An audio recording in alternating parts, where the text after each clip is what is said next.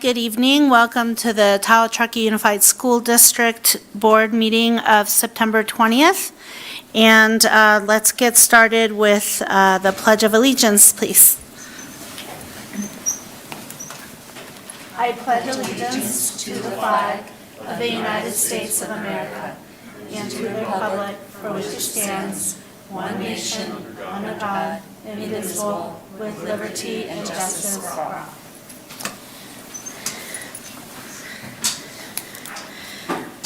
Okay, so the board did meet in closed session. I am going to hand this over to Trustee Nishimori. So in closed session, we asked clarifying questions and we did conduct deliberation among the board for the expulsion item. And then what we'll do now is we will is there a motion to consider the stipulation expulsion agreement for student ID number 2023-2024-01? So moved. I'll second. All in favor? Aye. Abstain? Aye. Aye. Motion passes. Okay, thank you. And then I'll just read out the statement. The board has approved the stipulation expulsion agreement for student ID 2023-2401 and orders students' expulsion through the term as stated in the agreement. Okay, thank you very much. Next item on the agenda is to approve the agenda.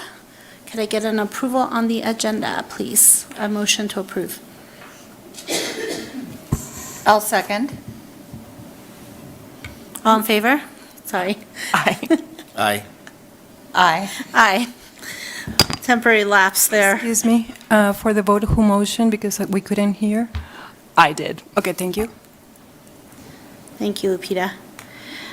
Okay, are there any public comments not related to items on this evening's agenda? If so, I believe there's forms, right, that you should have filled out. Do we have any of those?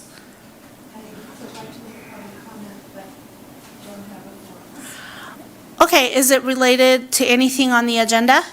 No. Okay, great. Should we go ahead and hear the public comment, and then if you don't mind filling something out on your way out? Great, thank you. Go ahead and step up and just make sure your green light is on the microphone, okay? You just press to turn it on. Thank you. And please remember to state who you are.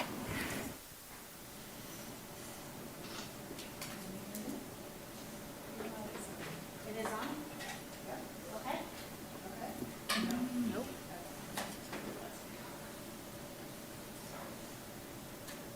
It's on, but it's an illusion. My name is Deirdre Henderson. I'm a resident of Truckee. I'm the group leader of the North Tahoe Chapter of Citizens Climate Lobby.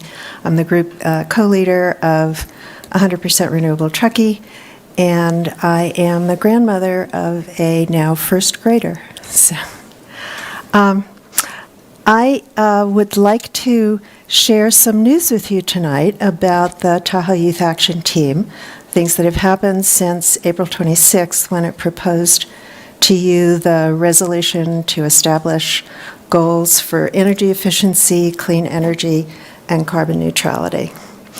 So because of the quality of their work on the resolution effort, the Tahoe Youth Action Team was invited to present at the Citizens Climate Lobby International Conference in Washington, D.C. Two team members, Kira Scott and Sophia Martin, were able to do that, and they were also awarded CCL California Travel Ships, which are scholarships funded each year by hundreds of CCL members around California to enable young people, especially from rural parts of the state, to go to the Washington conference. So their presentation was terrific, and it was great fun to see all these adults crowding around the dais afterwards to ask them for advice on how to approach their school districts. And Kira and Sophia also prepared diligently as members of CCL lobby teams that met with members of Congress or their staffs on Capitol Hill, joining about 1,000 other CCL volunteers who held meetings with over 430 congressional offices. So that was quite a wonderful experience for them and for the people who heard them. Also, the Tahoe Youth Action Team has been asked to present on its work, particularly the proposed school board resolution at the Nevada County Sustainability Summit, which is taking place next week. And Kara Scott will be doing that.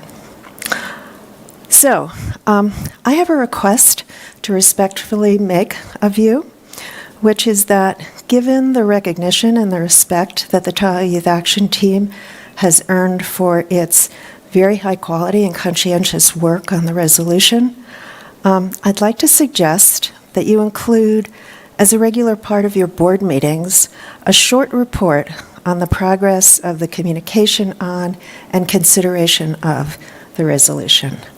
I think that would let the students and the community know that you are taking the proposal seriously. Thank you. Thank you. And we are going to be addressing, let's see, what item number is it, Superintendent Kramer? 12.1. So on our agenda this evening, item 12.1, the district sustainability plan, there will be a presentation on that, and you're welcome to stay behind and listen if you'd like. And thank you for the request. It's been noted in our minutes. Thank you. Any other public comments not related to anything on the agenda?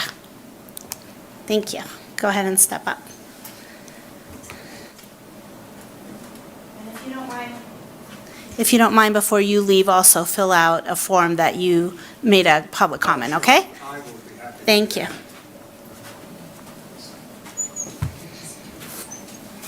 Well, anyhow, before I start, I want to thank all of you, the board members, for being dedicated public servants. I think that's wonderful, and I really appreciate all that you do.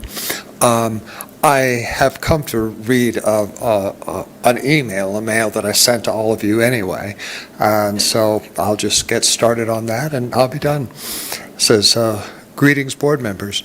I am Jeff Johnson, a member of the Elders Action Network. We are building a movement of elders to address the environmental and social issues of our time in order to help create a better future, notably for our young people. I'm here today to describe a straightforward process through which the board can empower our students to vote and have a voice in their own future. It's a high priority as young people today face a great number of challenges. AI threatens to automate their careers. The failure of public college education may close the doors on their path forward. The action we ask for you to take is to facilitate student-led voter registration drives. Specifically, we'd like for you to identify someone on the district staff, such as a teacher or principal, who might take a lead role in such efforts. For our part, Elders Action Network has done research and identified a nonprofit, nonpartisan organization, the Civic Center, with an excellent track record in providing support for high school voter registration drives. Details can be found at, and this is in the email, www.theciviccenter.org. Upon your finding someone who could administer such drives, we think it would be fruitful to direct them to Civic Center's resources. Data shows that those who register early, specifically as part of the graduation process, tend to vote as a lifetime habit. Via the civic engagement of voting, they can help craft a future that addresses their evolving needs as citizens with a stake in democracy. Thank you so much. Thank you. Any other public comments? I know you've heard me, but same thing. If you didn't fill out a yellow form, please do so before you leave. Thank you. So hello, I'm Sue Sorensen, a full-time Truckee resident since 2009, and also a member of the Elders Action Network. And I'm here to promote and offer my support for holding voter registration drives for our district's high school seniors. Jeff gave you one statistic about people who register young become lifelong voters. Another one is that statistics show that 86% of young people who register as students vote. And that's quite an astounding statistic as voter statistics go. Jeff came all the way here from Grass Valley, urging you to make sure that our district high schools each have a voting registration drive as part of the senior year activities. And Jeff suggested that you appoint an appropriate staff representative who would contact the Civic Center for support in doing this. As he said, the Civic Center is a nonprofit, nonpartisan organization whose mission is to make voter registration a part of every student's high school experience. Students at hundreds of schools across 38 states have organized voter registration drives with the training and resources from the Civic Center. Every school that registers a drive with them receives Democracy in a Box, a free toolkit of supplies to make the registration drive a success. Among other things, it includes T-shirts for student leaders, promotional posters, and registration information and requirements for that state. They even provide customized QR codes that students can use to register to vote on their phones, along with sample social media posts and more. I encourage the board to take advantage of this opportunity to register our students for participation in our elections. The right to vote is basic to our democracy. I would also like to respond in support of adopting the student-proposed school buildings and transportation decarbonization resolution. I am so proud of our students in our city who have taken this on, the work they put into it, and they deserve our support. Thank you. Thank you, and please feel free to stay for our sustainability report presentation. Anyone else? Okay, and before we move forward on the agenda, I forgot to mention President Driller is out of town today. She's expected back at our next board meeting. Okay, so Superintendent Kramer, it's time for your report. Good evening, and thank you. Tonight, I'm going to share with you an update on our district strategic framework. We brought that to you in June, and you approved it. We worked on it all last year together with our task force, community members, and surveys. And so over the summer, the executive cabinet team and myself have been working on determining what our actions should be for each item for this first school year. The framework is for 3 years, and what I'm going to share with you tonight is the action steps we're going to start with in this school year. So the first area of focus in our strategic plan is academic achievement. We want to provide effective, evidence-based instruction for all students to pursue pathways of personal interest and earn a high school diploma. And you know there was 3 priorities areas identified for each strategic focus area. And then within each of those priority areas, we've identified 1 to 3 different actions. So altogether for this school year, to support the framework, we have 23 planned actions. And I don't want to spend too much time tonight. We're going to keep updating you throughout the school year, but what I've done here is just highlighted some of the actions that are already underway. So for the evidence-based, meaningful, and engaging curriculum, as you know, we have the math pilot is going right now. Students are working with their teachers to try out the new curriculum in the classrooms, and we'll get a report out in November on that. And then for implementing academic discourse strategies to improve instruction and equitable outcomes is another action. That got kicked off. We began last spring with the school leaders. We had a year-long process we shared with you about working with the county on our English learners. And so we came to agreement last spring on what we would focus on, and academic discourse was selected. And so they've already rolled that out with the staff. So their strategies are being implemented this fall. And then the second area is making sure that academic achievement for all students is met or exceeded by grade level standards, and that we are providing high quality professional learning. So this one really focuses on our staff as well. We know in order for our students to achieve, we need to have staff that are supported, just both with their mental well-being, their strategies as a teacher, and so on. And so one action that's already started is my listening and learning tour, and I have 2 questions specifically about recruitment and retainment to hear from all of our staff about what the suggestions they have about staying with us their whole career and how to also attract other candidates. And then we started already our teacher collaboration for the year at our kickoff day, the conference and convocation. The district departments, they had cross-district time across school sites for grade levels to meet and collaborate. And then another action there is updating our recruitment tools so that we can get the word out about open positions. And so we've selected a tool, and we're going to begin implementing that soon. So hopefully we'll get even more candidates to fill these hard-to-fill positions. And our CTE pathways are also a focus area, and so we will be forming a subcommittee and really looking at the course offerings we have and looking to see how we can keep enhancing that. In the area of support systems, this is all about making sure our staff and students have all that they need to learn and meet their potential. And 2.1 is about multi-tiered systems of support, which just means that we have great first instruction and first level supports for all students, but then when people need additional help, it's there and available. And so far, one of the actions is expanding the mental health support in our wellness centers. And we have wellness coordinators hired for all the wellness centers, so that's very exciting. So that is rolling out. And then another in area 2.2 there about student voice and really listening to our students and engaging them and hearing their points of view on issues.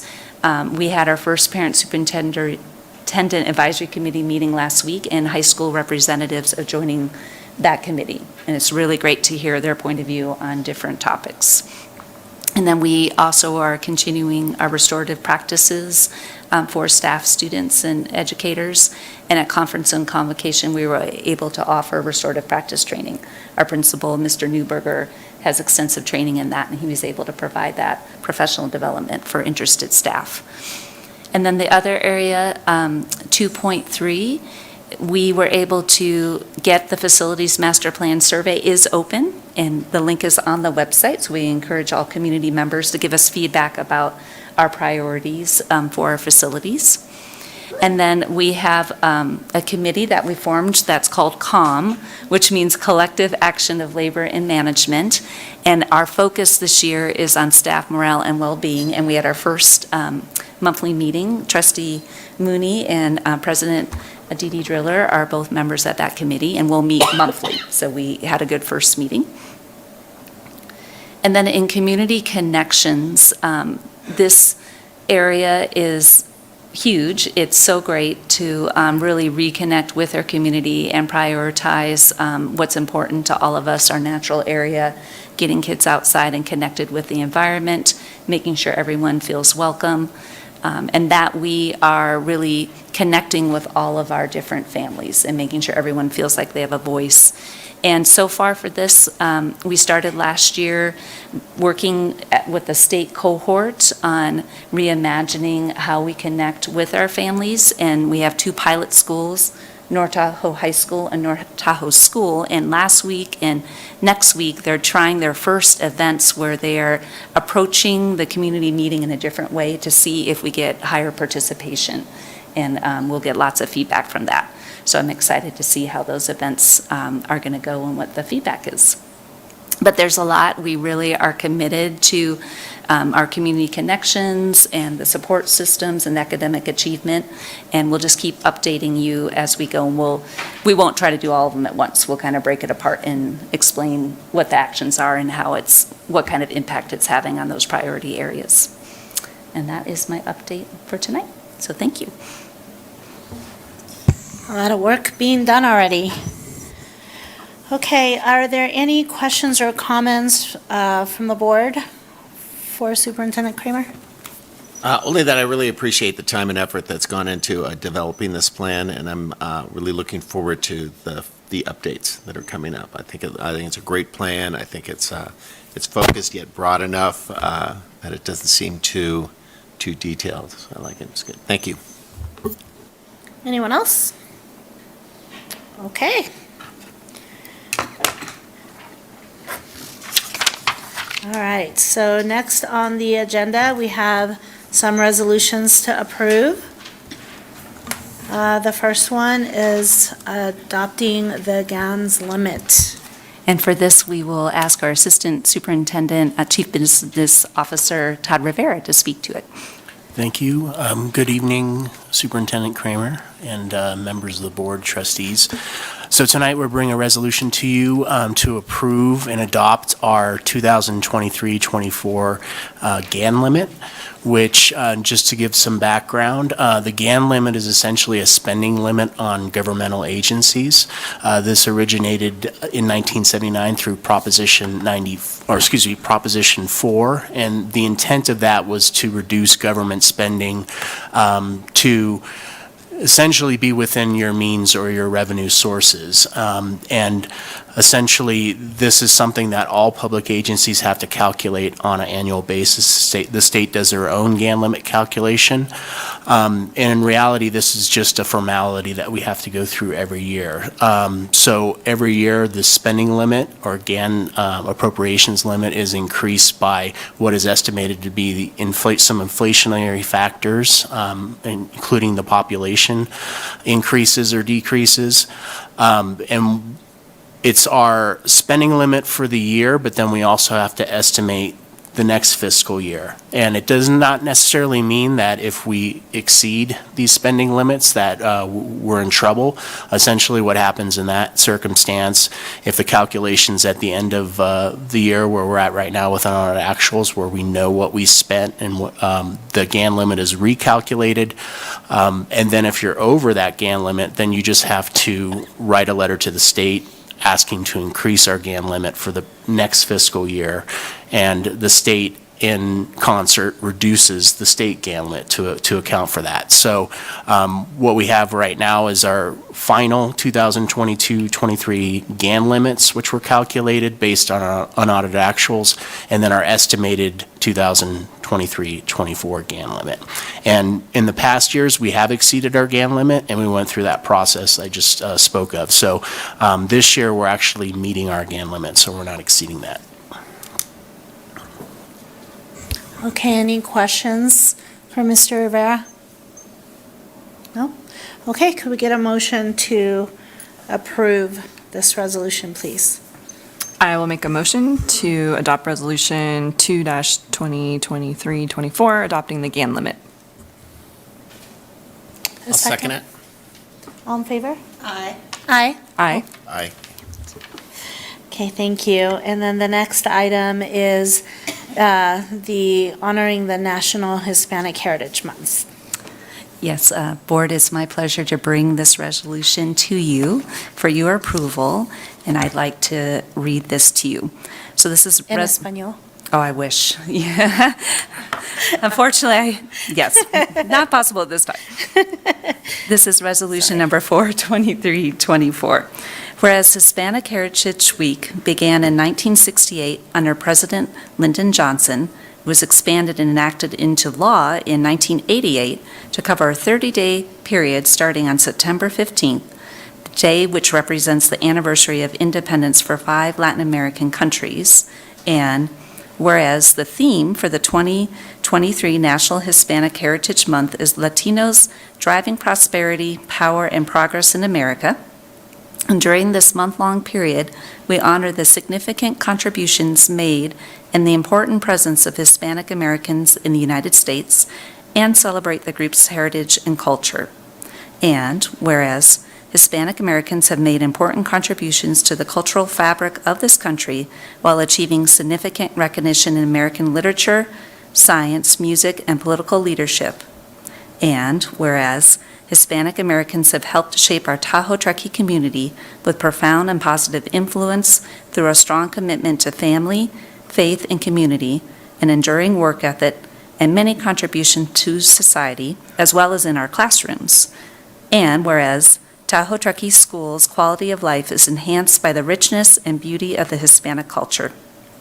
Now, therefore, be it resolved that as the Superintendent Chief Learning Officer of Tahoe Truckee Unified School District, I proclaim that our schools will stand with the nation in recognizing September 15th to October 15th National Hispanic Heritage Month with activities appropriate to the occasion and to value the roles and contributions of Hispanics to the local and national economies, culture, and identity. Okay, thank you. Any comments or questions regarding this resolution? All right, could we get a motion to approve this resolution? I'll move to approve the resolution honoring National Hispanic Heritage Month. I'll second. All in favor? Aye. Aye. Aye. Aye. Okay, thank you for that. And next on the agenda, we have a donation to accept. And for this donation, I'll be turning it over to our Executive Director of Student Services, Dr. Anna Marie Conan. All right, thank you, Superintendent Kramer. Board of Trustees, the Optimist Club of Truckee has generously donated $1,000 to support Sierra High School fund the Positive Behavior Program. Their generous annual donation supports Sierra High School's ongoing CREED school-wide incentive program. This incentive program is one component of the Sierra High School social-emotional behavioral system. The incentive program is used to increase student attendance, strengthen positive student behavior, and enhance student performance. There has been great success with the students earning CREED coins, which are wooden nickels with the Sierra High School logo on it, as they follow and exceed the school-wide expectations and exceed their own expectations.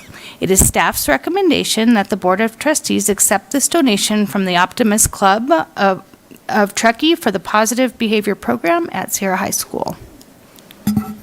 Any questions or comments?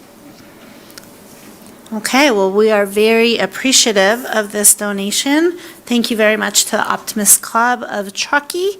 And could we get a motion to accept this donation, please? I'll make a motion to accept the donation from the Optimist Club of Truckee for the Positive Behavior Social Behavior School Program at Sierra High School. I'll second. All in favor? Aye. Aye. Aye. Aye. And it's not that I'm not excited. I've just gotten off a very long road trip, but also, yes, this is. If President Driller was here, she would be standing on the table saying, "Thank you so much." I'm just not quite that expressive, but we're deeply appreciative. Thank you. Okay, item 11.1, we have a grant to accept. And for this grant, we will ask our Assistant Superintendent of Educational Services, Ms. Logan Maloney, to speak. Thank you, Superintendent Kramer, Clerk Hennessy, and Board of Trustees. Tonight, I am presenting the grant from Truckee Elementary PTO to Truckee Elementary's TK program and teachers.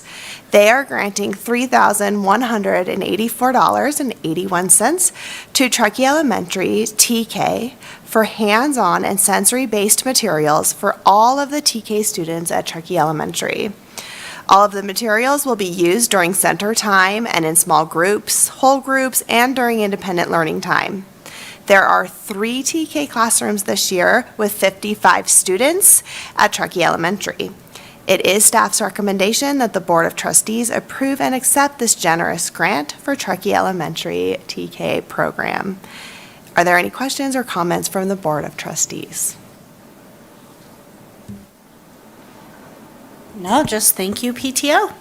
Yeah, thank you very much. Okay, could we get a motion to accept this grant, please? I'll move to accept the grant from the Truckee Elementary PTO for the Truckee Elementary TK classrooms. I'll second. All in favor? Aye. Aye. Aye. Aye, thank you. Okay, 12.1 is our district sustainability presentation. And for this presentation, Mr. Rivera and his team will be coming up.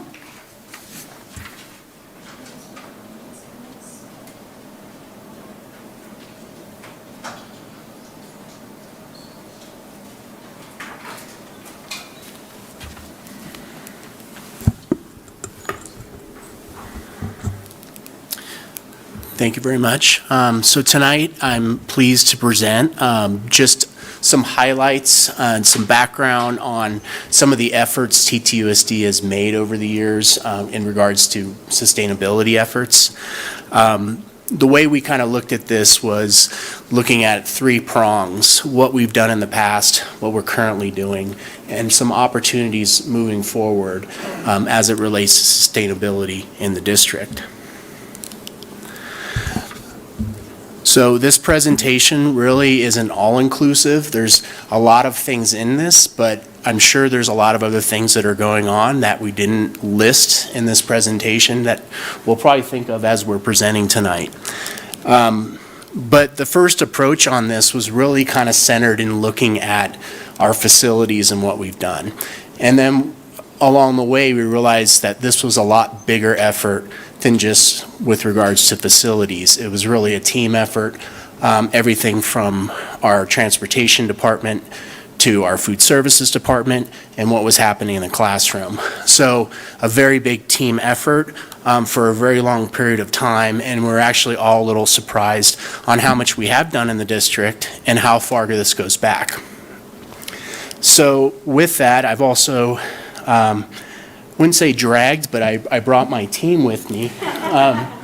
So I wanted to introduce them because they'll all be participating in this presentation and highlighting what they've done in their departments. So first off, we have Rob Coster, our Director of Facilities, Maintenance and Operations. And then we have Tony Levezzo, who's our Fleet Supervisor in the Transportation Department. Nanette Rondow, who is our Director of Transportation. And then Kat Saltamarad, who is our Director of Food Service. So they're all going to share a little bit about what they've done and what they're continuing to do in our district. And then also Amber Burke, she was provided a lot of support through this presentation process, did a lot of research for us and really helped us. So she's a big contributing member to this as well. So I'm used to sitting behind the table over there. It's a little... Okay, so moving on. One thing we asked ourselves is what is sustainability? What's the definition of that? Because sustainability can really mean a lot of different things to different people and has different applications. So Amber had done some research and found kind of a well-accepted definition of sustainability from the UN World Commission on Environment and Development. And this is what it says: sustainable development is development that meets the needs of the present without compromising the ability of future generations to meet their own needs. So this can really apply to a lot of different things, and it can mean something a little different to different individuals. So the one factor here that's really important and a lot of different sustainability theories and philosophies have is they have a set of principles or pillars that kind of hold it up. There's a 3-legged approach where you can't have one without the other two. So these principles of sustainability are environmental, economic, and then the equity social sustainability component as well. So on the environmental side, that's pretty easy. We want to protect our environment. We want to make sure our natural resources are available for generations to come. We want to do what's best for our environment and our surrounding areas. On the economic side, I can really relate to that. That is more for me what it means is fiscal sustainability. And as a school district, really fiscal sustainability is to be able to continue to provide the financial resources to achieve what our primary mission is, which is educating transitional kindergarten through 12th grade students. So we never want to do anything in a decision that would jeopardize that or our ability to continue to provide the resources in the classroom and also provide our staff with the resources in order to do their job, but also to live here. And then on the equity social side of things, really looking at the social impacts of our actions and decisions. Also looking at the equity piece. Is this decision benefiting one group or everybody? Is it something we're doing for the greater good or the better of society? Also looking at what ripple effects may occur by making decisions. So that's kind of what we've come up with is this is sustainability for us, and we cannot make decisions as a responsible public agency without considering all three of these principles.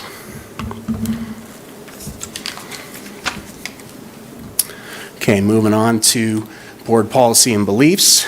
And this is something that we need to be reminded of occasionally because board policies tend to get approved or updated, and then they go in their binders, or actually now it's online, and people tend to forget a little bit about them. But what we did is we pulled all of our board policies and administrative regulations that have some components or relation to sustainability efforts in the district. So there's quite a few of them there, different areas of district operations. I'm not going to discuss all of them, but I encourage everybody to review these, take a look. Green operations, green school operations is one of the main ones, and really what that covers is everything from water and energy conservation efforts to recycling, electronic information distribution, scanning using paperless opportunities, environmental friendly products, including building materials, and then also minimizing our pollutants. So there's quite a lot in that board policy alone, and some of those same components trickle down to these other policies. And then I want to kind of attract attention to the bottom two there, which are facilities master plan and excuse me, evaluating our existing buildings. We already have it in policy. We do this as we do new construction projects, modernization, to really look through the planning and design phase at some of the opportunities that we have, some of the mandatory requirements that we're required to do under Title 24, but also looking at other components as well.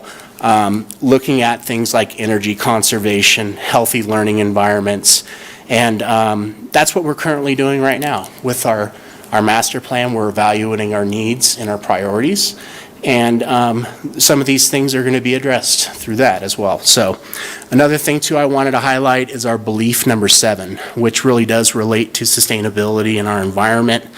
Lake Tahoe region is precious, and we value our physical environment and integrate this element into our educational goals. Moving on, as another reminder, back in the 2017-18 school year, the board did adopt a resolution. It was healthy and environmentally sound schools. And just to give you some of the major themes that were included in that resolution, we talked about environmental education and our commitment to that. That not only for students, but for parents and the community as a whole. Also talked about education and improving our next generation science standards to include education to make people environmentally literate at our schools. Energy conservation and our commitment to that. Looking at renewable energy sources and alternative energy sources, and then reducing our dependency on auto travel. And this is included with just evaluation and maximizing efficiency of our current bus system and our routes. And then also encouraging sustainable practices through waste reduction, protecting our environment, reducing pollutants, etc. So we have had a long history of commitment, and we have occasionally over the past updated our resolutions, our policies regarding this. And that's another thing I want to say about the board policies is some of them do need to be looked at and updated. Things have changed. Initiatives have changed with regards to conservation and sustainability. And also sometimes you just need a reminder because these are things that maybe we haven't dusted off in a while. We need to make sure that we're practicing what's in our board policies. So first up, I'd like to invite Tony and Nanette to come up and talk a little bit about sustainability efforts in transportation.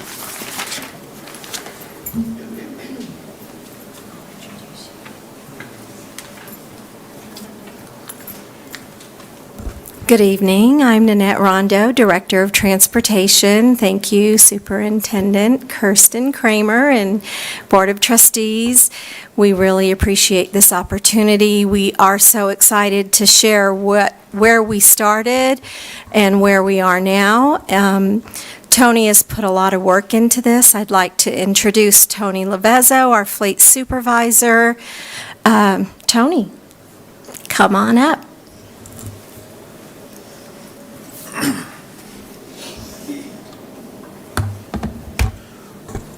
Thank you, Nanette, and thank you to the board and Superintendent Kramer. I'm very excited that we get to present our sustainability presentation to you today. Like Nanette said, I am Tony Levezzo. I am the fleet supervisor for the Tahoe Truckee Unified School District, and we're going to go over kind of a little overview of the operation that we do for the district, what we have done to encourage sustainability and greener practices within transportation, some of the considerations that we have to take into factor when we're making those decisions, and also our plans for the future and what we are doing. So we're going to start out with kind of what we do. And right now we use a fleet of 35 school buses to transport over 2,200 students per day in a district that encompasses over 725 square miles. Each bus, on average, reduces 72 car trips per day. So in a total day with all of our buses, it'll eliminate 1,368 car trips. So in essence, just having a transportation system within a district from the start is a very sustainable practice, just with the amount of vehicle trips we're reducing on the road. This is what we do on a daily basis, transporting our students, making sure to get them to and from school safely. So some of the stuff what we've done, because within our transportation operation, is we've always using belief number 7 that we want to have be very sustainable for our community. And I moved the screen on my computer, but not that one. So I wanted to go over a timeline of things that we've done within transportation to ensure that we have a greener and a more sustainable fleet. So starting back in 2005, we replaced 10 of our school buses with newer, as of 2005, school buses that use computer-controlled engines that operate more efficiently and more fuel efficiently, and also create a lot less air pollutants. We continued as we moved on in 2006 and 2008. We continued to clean up our fleet.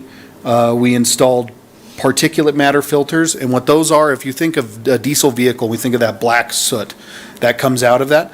That's particulate matter.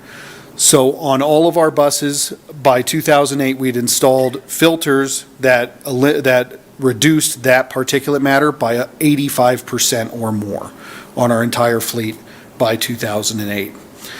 Continuing on in 2010 to 2014, we continued to replace buses with newer vehicles that used a newer technology that reduces NOx. So what NOx is if you're behind a vehicle in the exhaust that makes your eyes water, it's a proponent of ground level ozone. That's NOx, which is oxides of nitrogen. So in 2010, 2014, we started to replace our older buses. These include our buses that we got in 2005 that were cleaner, with even cleaner buses that would reduce NOx emissions up to 80%.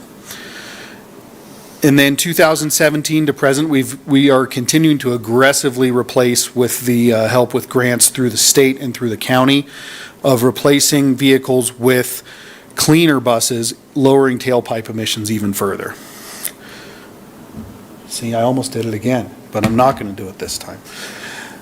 So how far have we come? What has this done for the district? So adding up our pollutants, and this is a total amount of pollutants, so I'm talking about NOx, carbon, CO2, and particulate matter.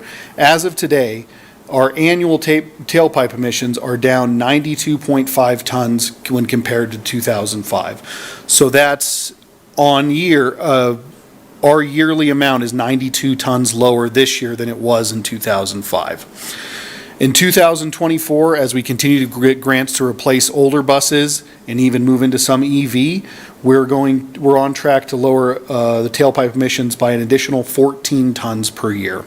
By the end of 2024, we'll be down 107 tons when compared to 2005 per year. Now, we have made a lot of progress in being green and being sustainable, but we always are looking for the newer technology in a way that, in a concerted way to make sure we have a green fleet, but also a very sustainable and safe fleet. So we have some considerations that we have to look at when we are selecting vehicles to replace and how we're going to transport students safely. Some of the considerations that we have, especially now as we're moving into newer EV buses, is the size of our district. Our district is very unique. Most other districts have a lot smaller footprint, school bus routes, 30, 40, 50 miles. Our square mile of our district is 725 miles of an open enrollment district. So we're allowed, oh, I did it again, see? I did good once, and then I messed up again. I got too into talking here. So our district encompasses over 725 square miles of an open enrollment district. And as we know, that means we're transporting students from Truckee over to the lake, from the lake over to Truckee, so that we can have that school of choice, which means a lot of miles on our vehicles. The other consideration is our environment that we have here. The cold weather can take up to 41% of the range of an EV vehicle just because of heater usage. If you're thinking of the heater in your house, if you tried to heat your house, if you have that electric bathroom heater, if you tried to heat your entire house with that, which is the size of a bus, the amount of energy that takes is quite large. And it is definitely a consideration that we have to look at. So when we're replacing them, we look at these factors, and of course our number one priority is safety. And range is important for our student safety to make sure we don't have students stuck on the side of the road if we have range issues, especially with our large district. The other thing is the longevity of the bus. Being sustainable, and as Todd was saying, with all the different factors we look at sustainability, one of those is we want to make sure we're getting a good investment for the district. With EV vehicles as we replace them, we want to make sure we have routes that those are able to operate on as technology increases, and that we increase EV usage with technology. We want to make sure that the buses that we're investing in, either through grants or through the district, that we can count on them to sustain the longevity expected of a vehicle. We want to make sure when we keep buses and plan on operating them for 20 years, that we're not going to come up against large battery replacements and range issues where we can't utilize that investment to the most of its ability. For the last one, I'm not going to mess up on the slide thing. So here's some opportunities that we're working at with transportation moving forward.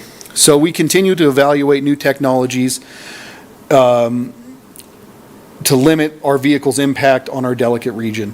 Some good news on how we're moving forward. We're continuing to replace those older buses and continue to lower that overall pollutants, as we saw on the graph before. But we also were awarded through California a grant for 4 new EV buses with an EV charging station that is actually currently being installed at the Transportation Department. And we are committed to safe and effective transportation of our students, and will continue to implement new green technologies like EV as the technology and ranges continue to improve. So I appreciate the board listening to our presentation on transportation, and we're going to move on to Rob with facilities, maintenance, and operation. Don't forget to press the button. Thank you. I'll just reintroduce Rob Koster, Director of Facilities Maintenance and Operations.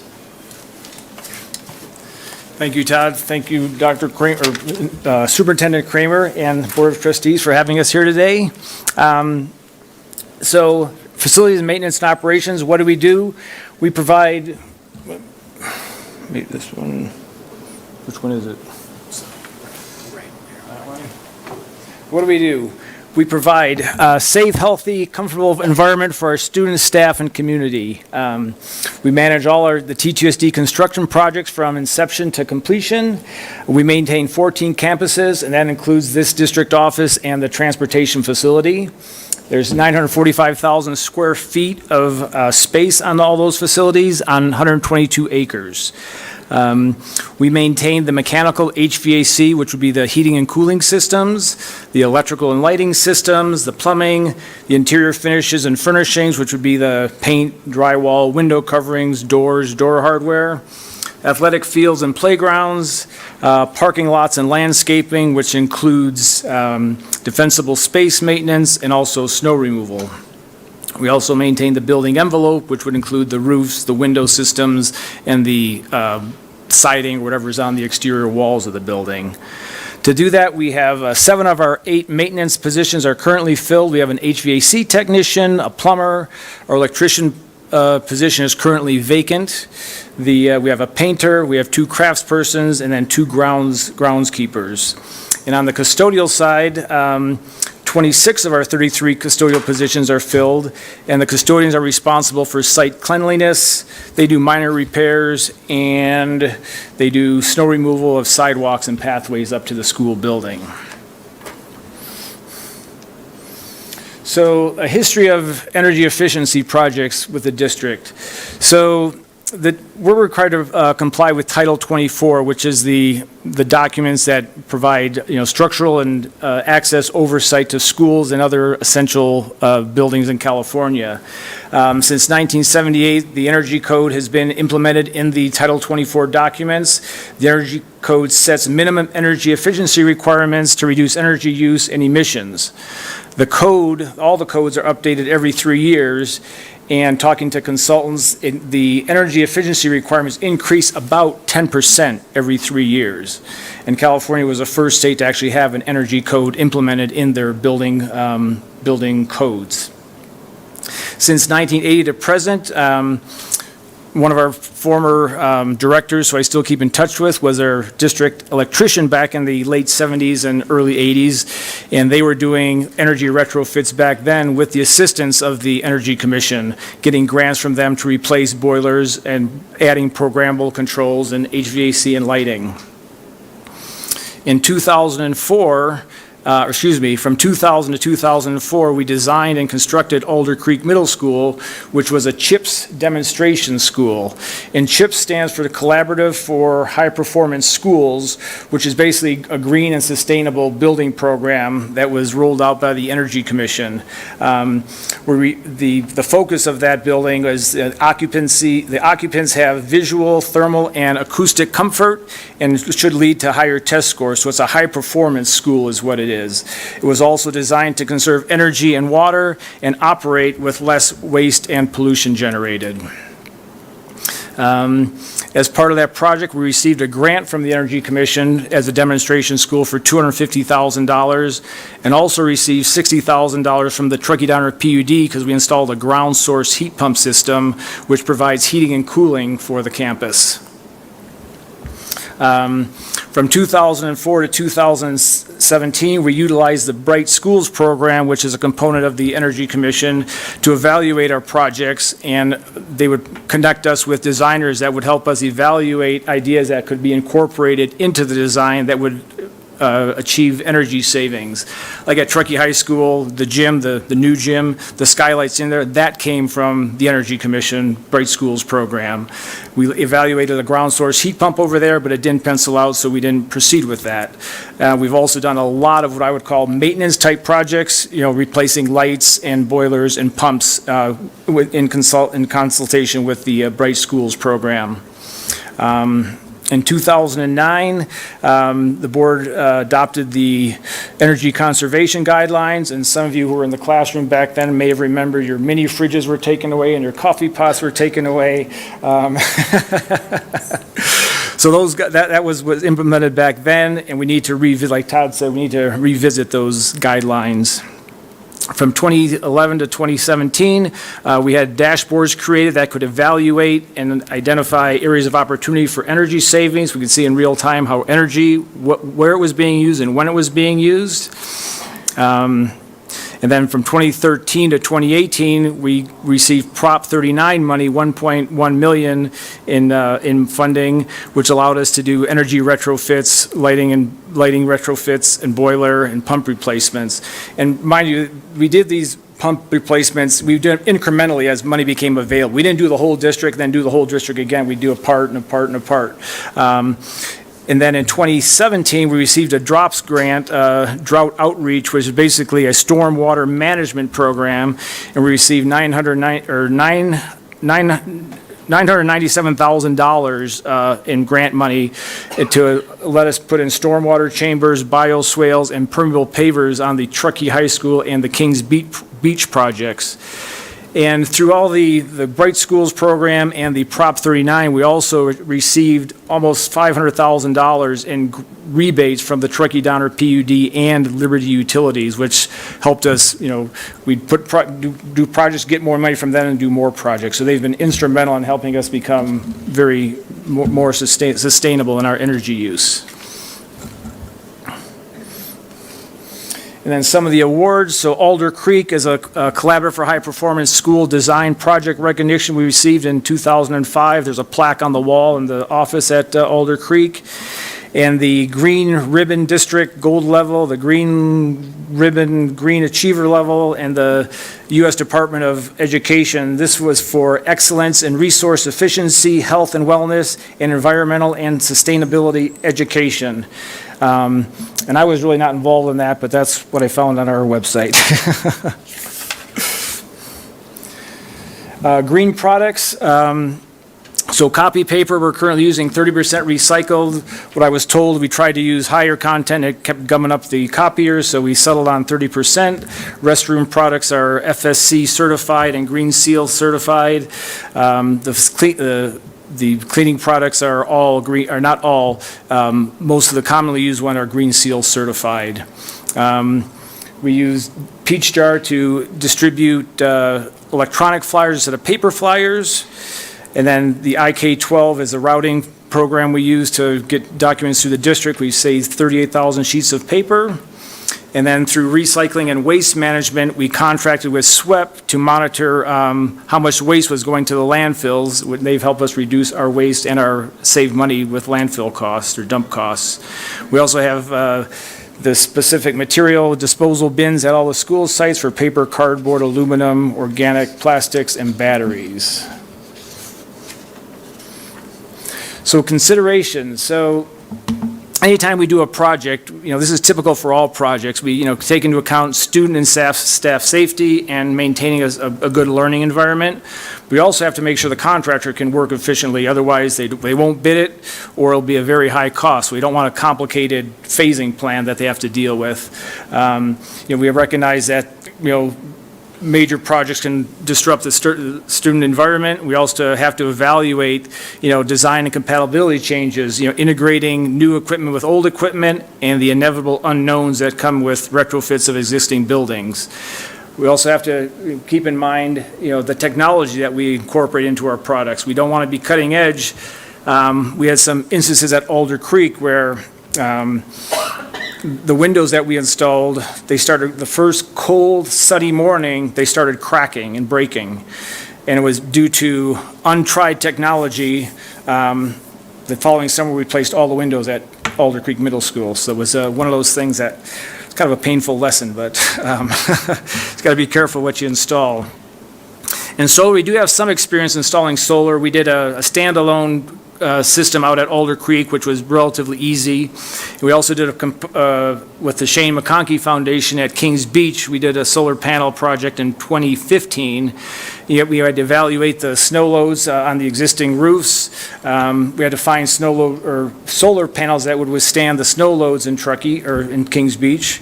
And they are available now, more readily available now than they were 10 years ago or in 2015. And then we also had to find a place to safely shed the snow, because the solar panels have to unload. Even though they're rated for snow, you can't let it accumulate on there, because that's not warranted. So, and also in current code, you need backup battery facilities for your solar, which is space. And, that's the considerations, because our sites, we don't have a whole lot of space on our site, so that's something to consider. And then, of course, once you get all the information in and get bids in, you have to, weigh the cost of being green versus, do we need that kindergarten wing or the CTE classroom or whatever? So, and then opportunities moving forward.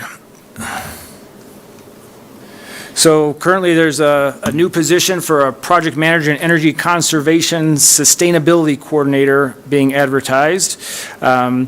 And there's a list of bullet points here that would be kind of the high priorities to get that person working on once they're hired.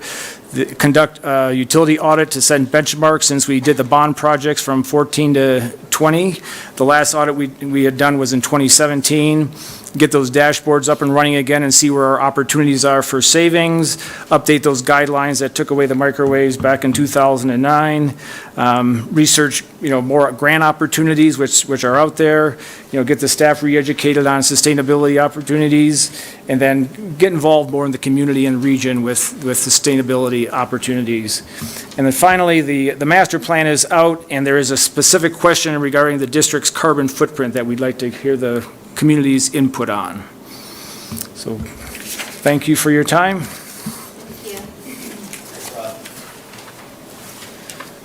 Thank you. And we just wanted to really show that, the district, in our facilities, it's kind of been an ongoing thing. And a lot of times it was dependent on when we had, funding to do specific projects.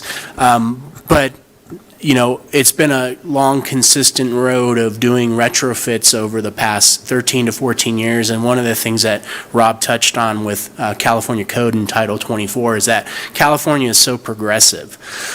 So one thing we were talking about as a group is, what was cutting edge with Alder Creek, 15 years ago is now, standardized in code for energy efficiency. And then moving forward in the future, they changed the code again. And now there are components for new construction that relate to solar requirements and also electrification. So those are things that we will absolutely have to look at. But I think as far as our facility is concerned, we always want to look at opportunities and what works, what's a better improvement, but also looking at also what we have funding for, what we can achieve with that, and what the priorities are. And also our everything has changed since our last energy conservation guidelines, whereas we're pulling out coffee makers and refrigerators. Now there's such a increased demand on electricity in our buildings just because of air quality, but also Chromebooks, additional, cell phones. When we adopted those in 2009, we didn't have any of those things for our students. So anyway, now I'd like to bring up Kat Saltmoran to talk about food services.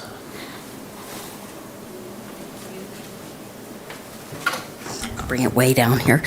Hi, good evening, everyone. Superintendent Kramer, board members, and our cabinet members. Thank you for allowing us to present our wonderful achievements. We've come a long way, like Todd said at the beginning. You kind of forget when you're barreling through, did you do this? Did you do that? And I would be remiss to say a lot of this wouldn't be done without our chef and our operations manager, Romy Brangie. She didn't want to come up here. So, but she's joining us.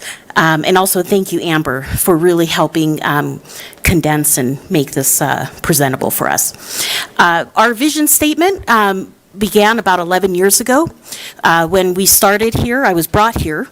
I interviewed and really was blown away how progressive this district was. I came from Southern California, the mega districts, big urban school districts where the environment was not really considered.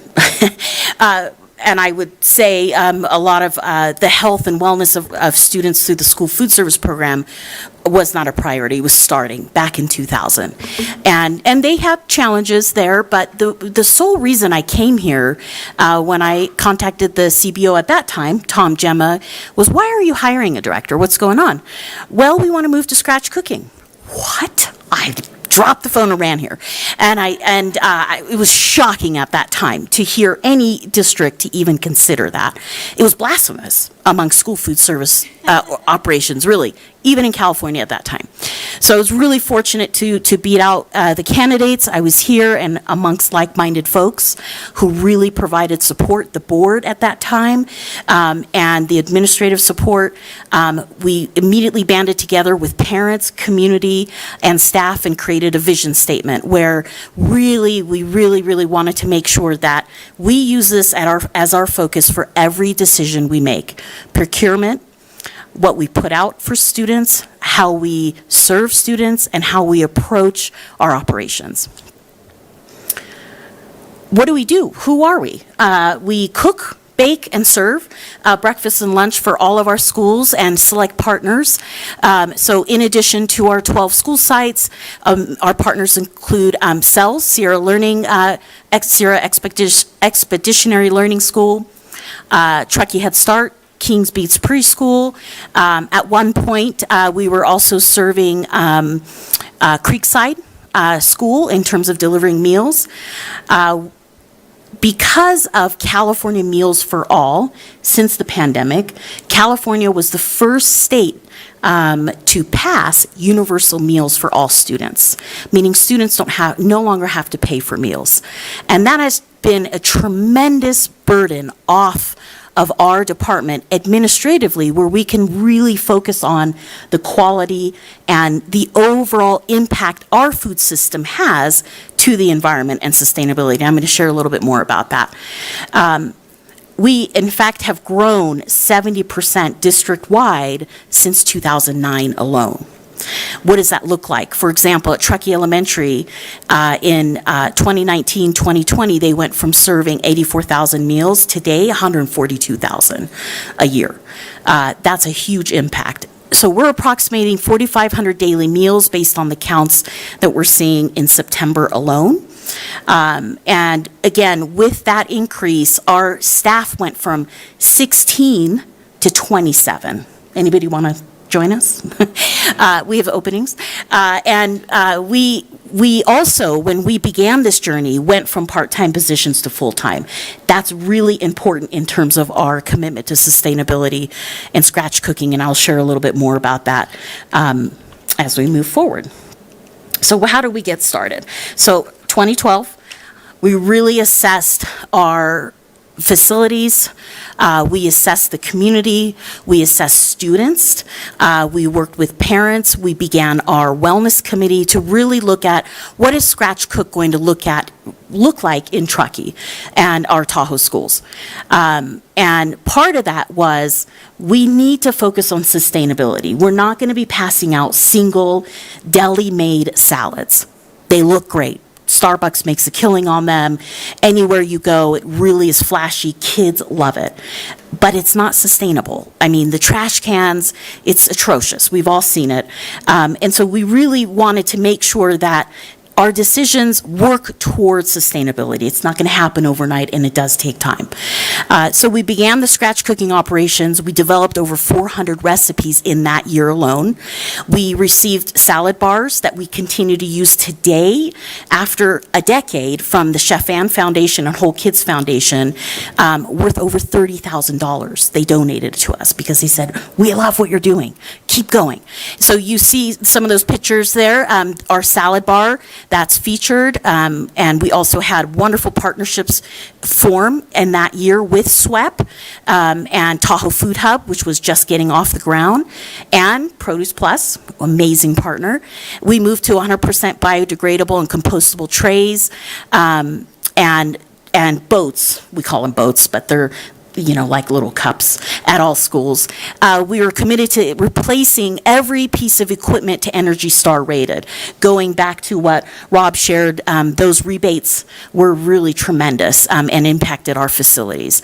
And of course, our wellness committee was really impactful and in helping us to really identify what's a sustainable practice in school food service. What does it look like?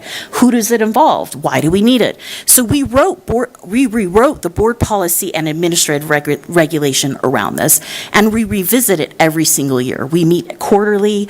Our meeting dates are on our website. Our first date is Tuesday, October 10th. Please join us. So taking a deeper dive, what does scratch cook mean? All of us cook at home, I hope. So pretty much taking what you do at home and just taking it to a larger scale.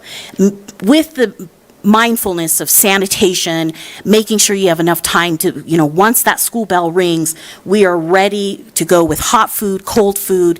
Kids are coming through, and they have a really short amount of time to make sure they get their food, enjoy it, and then move on with their day. We shifted from part-time to non-benefited positions, almost 60% of our department, to 100% full-time benefited today. And we feel that's part of maintaining sustainability through our program, but also allowing it to grow and just expanding our commitment to excellent ingredients and presentation. And I'll share more about that. Thanks to SWEP and annual we call it plate waste studies. You go dig through the trash and you see what's in the trash and you analyze it. SWEP students and green teams analyze our data, and we love that time and that project that they incorporate, because they really give us a snapshot of what's happening in the cafeteria, not just one day, the whole week. And so they helped us say, hey, these condiment packets, your straws, man, the wheat crackers, kids would just get them and smudge them up, throw them in there, make them, nobody ate them. So we said, easy, let's take it out. What could we do instead? We brought bulk condiments. It didn't slow the line down. Our chefs are amazing and come up with really great ideas and make sure condiments are ready for them. And I haven't heard any complaints about straws, ever. We thought that would be a problem. We also expanded our plant-based menu. We went to Meatless Mondays for 5 years. Some of the feedback we kept getting from students was, we want variety. We still want a plant-based option, but we just really don't want one day only plant-based. So we said, no problem. So we kind of backed away from that and just expanded our menu and incorporated tofu tacos, for example, chickpea spinach penne, veggie bowls, and more. And you'll see in the picture, the rack of squashes that you see are all organic and all sourced from Tahoe Food Hub. The salad in front of you comes from USDA, what we call Department of Defense commodities, and half of their products have now gone organic. They're not California grown necessarily, but they are organic, and that's pretty tremendous. In terms of our sustainability commitments, up until last year, and we're continuing to implementing that this year, reusable trays. Many of you have been in our cafeterias and those sad compostable trays. They pile up, and it gives me chills. It's mortifying. We don't like it. We don't want to see it. But that's where our investment in staff comes in, and our facilities, and making sure that we have a safe space, but we need dishwashers. We need full-time dishwashers. We need to make sure we have enough time that students can get back to class, in terms of returning the tray, emptying the tray, and separating organic waste. So we keep fine-tuning that process every school year. So this year, the pandemic wiped us out. We have returned back to reusable trays at almost all of the elementary schools. Glenshire's coming on board next month as we're testing, do we want to go a plate or a tray, just some more cosmetic items. We have share tables that, again, SWEP has really helped us enhance and look nice. What's a share table? Well, if you don't want your apple, because you have to take a fruit or vegetable through the USDA meal program, no questions asked, you just take it, you put it on the share table, someone else who would like to have it can have it. If there's leftover after lunch, we take it back, wash it, and put it back out the next day. So that helps reduce waste overall altogether. We have also committed to a values-added procurement, and I'll share that in the next slide, what that looks like. But essentially, we're looking at locally grown organic produce, meats, grains, legumes, and dairy. Just in the last 9 months of the 45 produce items we feature, only 5 are not organic or local. Only 5. So we are really Really grateful for universal meals and the influx of funding that came from the federal and state level and the commitment from the district that continues to focus on quality while focusing on sustainability. We introduced bulk milk dispensers last year with reusable cups. Chef Olga is here at Halloween. Sometimes we'll fill the cups and make sure kids can get quicker, like preschool, first grade. And the majority of the upper grades go through and pour their milk and go through. They love it. It tastes better. It comes from Clover Dairy in Sonoma. Amazing, if you like milk. And we've seen a huge reduction in waste just in our milk, carton, and consumption overall. Moving through value-added procurement. This is a fancy term in the food world where really looks at the things that we've been working on for a decade. And as a school district as well, since I've been here, it really looks at in terms of the whole purview of your food system and what does it look like. Many times you'll hear school food service directors, we're the largest restaurant in the nation, and we really are. It's like 40 billion meals every year or something that we're feeding kids. Just in the States, I mean, globally it's astronomical. But what does that include? So some of the definitions I pulled in our world is from the National Farm to School Network, Center for Good Food Purchasing, and Chef Ann Foundation.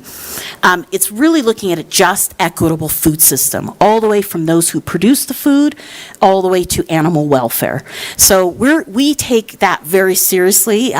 For us, we're purchasing local and organic within 150 miles of school boundaries.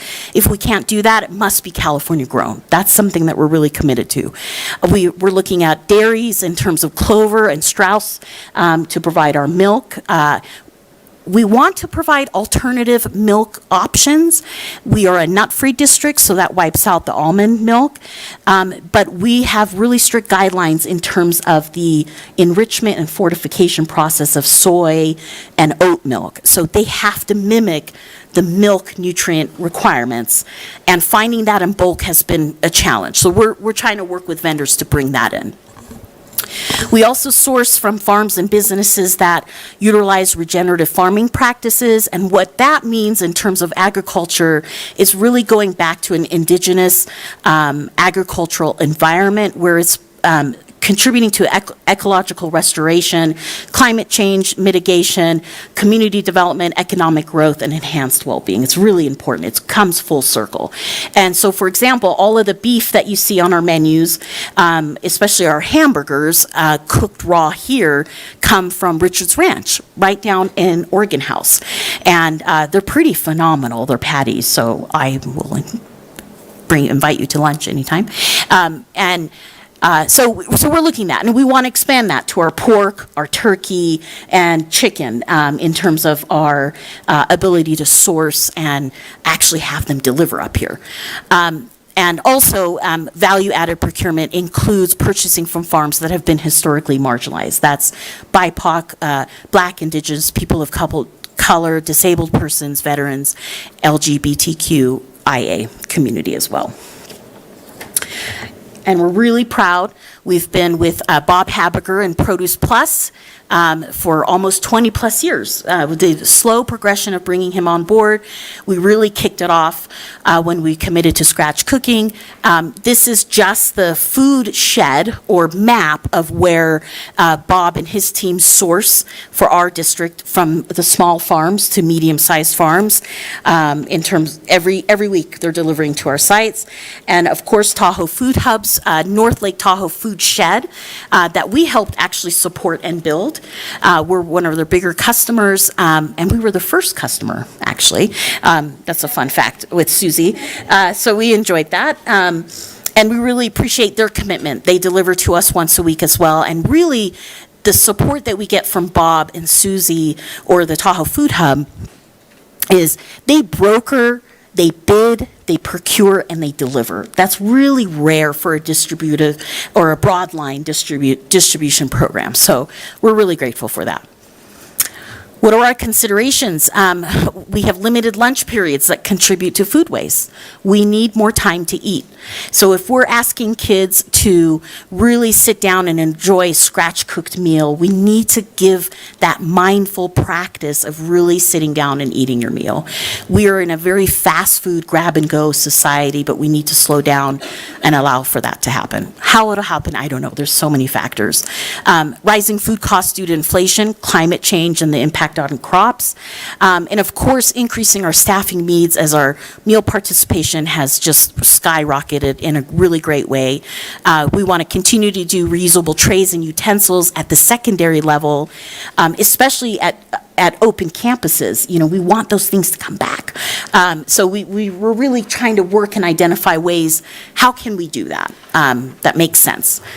And of course, more staffing resources for scratch cooking, and we hope that we just get better. We have so many districts who are now doing it, that it's the norm, and so we have a lot of partners and ideas that we want to expand. So a lot of opportunities moving forward. All schools will be on milk dispensers at some point this school year. So sourcing that alternative milk, the non-fat chocolate for the secondary, we just have some challenges, and we're working with vendors to see what can we get. We are implementing farm-to-school projects, Tahoe Food Hub, and the district wrote a couple grants where we were funded, where we'll continue to do our chefs in the classroom, farmers in the classroom, bus rides to farms down the hill, maybe over to Reno, in terms of what's sustainable agriculture that's closer to our schools. And we'll continue to monitor waste and get taste tests. And here are the tofu crumble tacos that Romy did with our kids at Truckee Elementary. You know, a lot of them loved it, but you know, when you hype something, it's really great. And then when you go away, they're like, what's this? So we hope that we'll continue that. We just committed to a vendor called Happy or Not. We want real-time data. So as they're leaving the cafeteria, it's like a Likert scale. They're just gonna push the button on the computer. I love this, I didn't like this. And at the secondary levels, we'll have a little bit more sophisticated survey.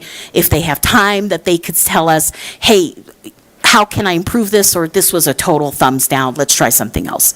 And of course, student nutrition clubs, we hope to do that through our Farm to School project to get more feedback.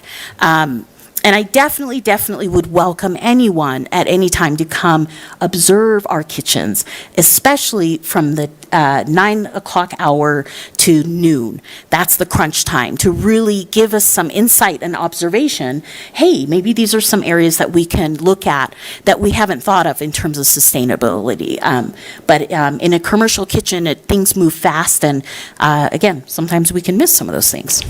Thank you for your time. All right. Thank you, Kat. So just moving on real quick, and I know this has been a long presentation, so I'll try to move through this last few slides fairly quickly.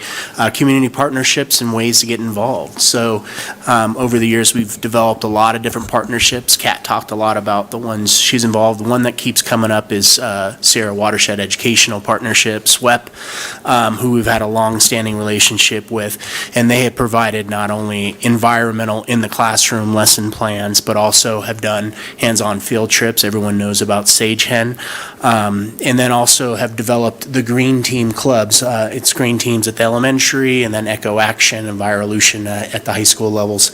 But those clubs are advocates for environmentalism, essentially, and they run things like recycling programs. Kat mentioned the waste audits that they do in the lunchroom. So just some really great opportunities for students to get involved with the environment and learning more about that and taking action. Also, the farm to school education, we actually have received grants recently to not only provide our students with education on sustainable farming practices, but also get opportunities to actually go out and visit farms, and then also have farmers come visit the students to talk about that. And in return, we do get some funding to buy local organic produce, which we're doing through Tahoe Food Hub, and we also provide education for our students on just farming and sustainable practices. And then Trails and Vistas, that's an outdoor education field trip program that a lot of our schools participate in. And then moving on to just some of the main community partnerships we've developed, obviously I talked about SWEP. And SWEP, I also should mention, has also worked with us on a regular basis on just applying for grants related to sustainability practices and efforts, also in collaboration with the town of Truckee as well, where we've received funding in order to support some of these practices like reusable trays, so those receptacles and sorting bins at the school sites were procured through that process as well of SWEP achieving these grant opportunities for us, and many more items. Shane McConkey Foundation, they're a foundation that provides grants for sustainable projects, one of which I'll talk about on the next slide, but the Don't Drop Your Top, they're involved with that this year as well. Tahoe Food Hub, obviously getting localized, locally farmed produce for our schools and students, and the way that is sustainable. I mean, obviously, less transport, better farming practices, sustainable practices in farming, all benefits the community and the students. Just kind of skipping down, obviously, all of our partners that we work with, Tahoe Forest Hospital, they're a big part of our wellness programs and wellness committee that Kat mentioned. Truckee Donner Public Utility District, North Tahoe Public Utility District, Tahoe City Public Utilities, Liberty Utilities, all of those we work with on a regular basis. We also have received a lot of rebates for some of these retrofit projects we talked about, but they also come and support us through audit processes for energy conservation, wastewater conservation, etc. And then just looking at ways to get involved. So we've talked a little bit about the facilities master plan, and this is really great timing and a really great opportunity for not only our students, parents, community members, staff members, to really give their input on what they feel our priorities are for the next 5 to 10 years for our facilities. Included in a survey right now that we have out is a question about sustainability, but if you have some other ideas, we give an opportunity to give some general input on what you think the highest priority should be. So this is something that closes on September 29th. I'd encourage everybody to participate in the survey. All this information will be compiled, and then what will follow is a more general community in-person meeting where we can discuss some of these priorities that we've learned from all these different resources. And then the Wellness Committee does meet on a regular basis, and they talk a lot about school nutrition, but as Kat alluded to, they also talk about sustainable practices in the kitchen and the food service program. And then, of course, SWEP, opportunities for our students to participate in those green team clubs, Envirolution, and just in general, as a interested community member, I'm sure you can contact SWEP and participate or offer to volunteer for different projects and activities. And then Don't Drop the Top.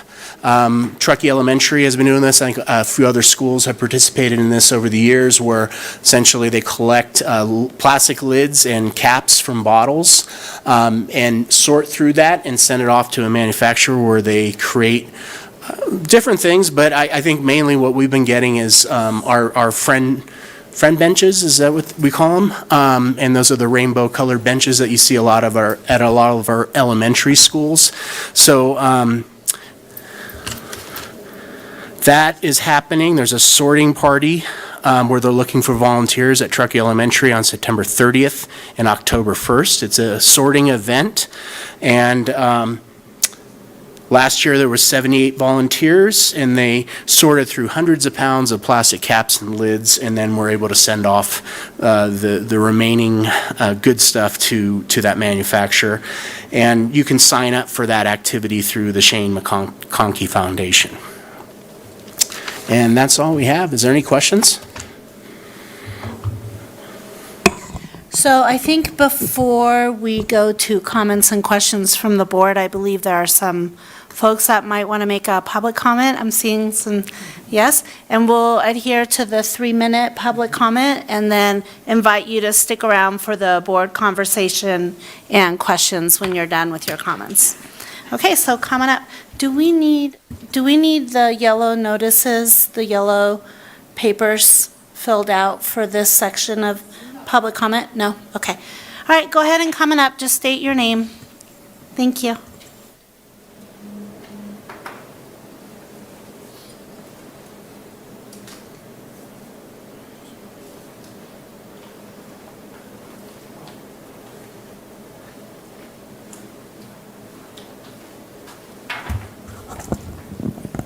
Hi, my name is Deirdre Henderson. I have a couple of questions. I'll get them all in 3 minutes. Okay. First is, have you ever done a district-wide greenhouse gas inventory? And what is your plan to monitor the greenhouse gas emissions in the district? Second question is, as you mentioned in the presentation, the district had an energy and water use auditing system, the Lucid Energy Monitoring Dashboard. I think we used to be able to go onto the website and look at it. That was discontinued apparently in 2017, and I'm wondering what happened to that. And since it's been discontinued, do you know what has happened to the district energy costs on a cost-adjusted basis for utility rates without having that monitoring system in place? Those are the questions I have at the moment. Thanks. Thank you, and I believe, again, it's part of the public record, right? And someone will address those questions, that's... If you would like the staff to respond to the questions, we can. Generally, we don't respond to comments, but we certainly can. I mean, at some point, I didn't mean tonight, Yeah, but, absolutely. yeah, I mean, I think that the questions should be, And I'm recording them, so. yes, okay, thank you. Yep. All right, anyone else? Public comment on this topic?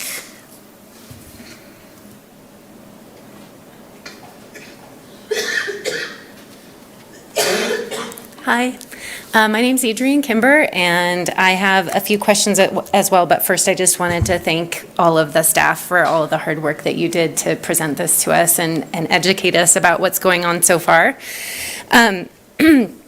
I took some time, Ms. Kramer handed us a couple of the policies that you referenced earlier in the summer, and I took some time to read those. And Policy 3511 references district goals for energy and water management. And I was just wondering if there are specific goals that the district has, and if so, where they're stated and how often they're updated, that kind of thing. And put in a plug for our resolution. It has great goals. I also am really encouraged about the new position for energy conservation sustainability.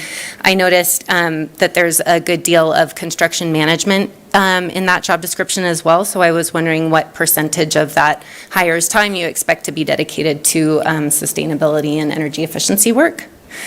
And then finally, we're very interested in the facilities master plan and being a part of that. And so we're wondering when and where are the fall community meetings regarding those, and just generally, how does the sustainability report that you did today, how is that going to inform the master plan for the facilities?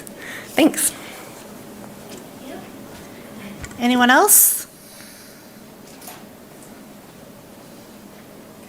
Yeah. Come on up.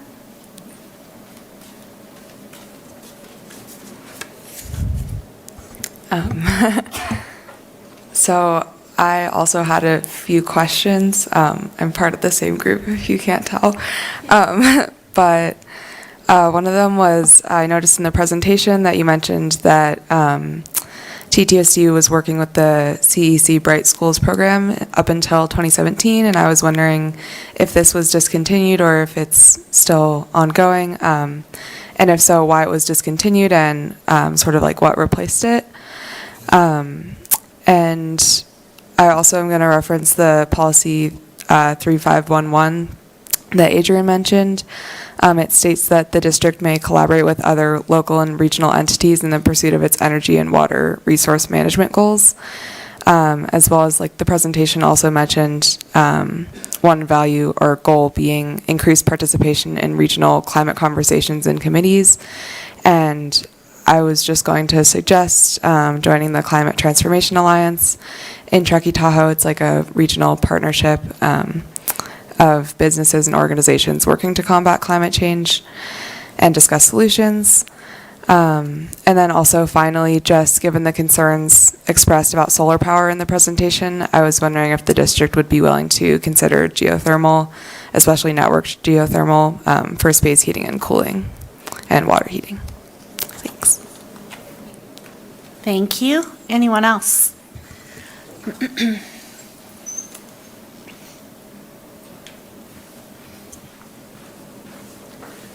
Hi, my name is Sophia Martin. I'm a junior at Truckee High School, and I want to say thank you to everyone who has helped with this sustainability presentation. It has been quite informative and incredible. And I also just want to stress the importance of climate action in our school district. I'm a junior in high school. I'm taking 3 AP classes right now, so I have a lot of homework, and I just came from cross-country practice, but I'm taking time out of my day to be here because of how important it is to my future and the future of my peers as well. With that, I also had a few questions. So, in considering the costs of being green, we were wondering if you all have explored the financial benefits available from the climate provisions of the IRA, especially the direct pay provisions, the IRA being the Inflation Reduction Act. And then additionally, I'm sorry. Oh, yes, here we go. Has the school district used route optimization software to identify possible bus routes that could be shortened, thus saving fuel, reducing driving time, and making EVs more feasible? With that, I was also wondering, with the 4 school buses that will be introduced in 2024, how are those going to go, like how is the implementation with those going to roll out? Because there have been there have been quite hefty concerns displayed for the implementation of electric school buses, that being the range, the heating, etc. And so I'm wondering how you all are thinking of working with those considerations and these 4 new electric buses, if the routes are going to be shorter, whatever that may be. Thank you. Thank you. Anyone else? Okay, I saw some department managers taking notes. I know Superintendent Kramer is taking notes beside me. So, and I also just want to acknowledge all of your dedication and acknowledgement that you're getting outside of your hometown and the doors that are opening for your advocacy. So I wanted to acknowledge that. Okay, any comments or questions for Mr. Rivera or any of the managers? Yes, what did I forget? No, nothing. I provided my email so they can send the questions also by email. So we Perfect. can reply to them. Thank you. Okay, questions or comments? Just some comments. So I do want to recognize that President Driller and I are also meeting with student groups to be sort of the board representation to talk about climate change work that the district is looking at. So I think this presentation tonight is very timely. We had talked about doing this sort of last year and timing didn't work out, but I think really we had the benefit of time that this was so comprehensive. I mean, well exceeded my expectations by far. I'm just blown away with the amount of things that the district is doing that I had no awareness of. So much appreciation for the level of detail that we were provided. And I think it's interesting too that the presentation started with this discussion about what is sustainability. I think I've said this before, but I come from a land use background, and when we talk about sustainability, it's the three-legged stool. It's always presented to you that way in school, so that you remember that if you lose a leg, you no longer have a stable stool, and you can't sit on it. So I think it is one of those things that we talk about in terms of balance, that, you know, with a school district, you're talking about, yes, that the financials are something to consider, and, you know, sort of this equity lens, and then how that factors into things like our facility planning. And so I think this view that we've taken tonight of just being comprehensive is just really impressive. I mean, I think I wrote down a statistic here about the square footage that the school district has and maintains 945,000 square feet of building. For perspective, that's about half of the non-residential square footage for all of Truckee. So I think if you take that into consideration, this is a massive amount of just people, environment, you know, transportation, all these things, these buildings that the district is responsible for, and the fact that we have the ability to look at that from a sustainable lens is really significant. And I think, you know, a realization for all of us of all this work that's been doing, and then as we're going through these processes with the facilities master planning or other things, that we continue to look at what those opportunities are, whether it's our food services and even the impact of where our food's coming from.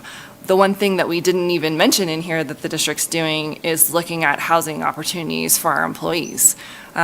With the significant amount of transportation that we have from our employees coming to even get to work is another factor too, and just our overall district impact. So I think there's work being done too that we didn't even highlight within that. So I could go on and talk about this forever, but I feel like there's just been so much good work done already, and so much interest, that with this opportunity we have with the project manager, energy conservation sustainability coordinator, that they really could take on sort of this view of what are the board policies that we have that need to be updated, where are those next opportunities, do we want to establish goals? We're still going to figure out if we want to answer that question as a board, but I think we're just moving in the right direction, and we have been for so long, that to be able to highlight it is just awesome.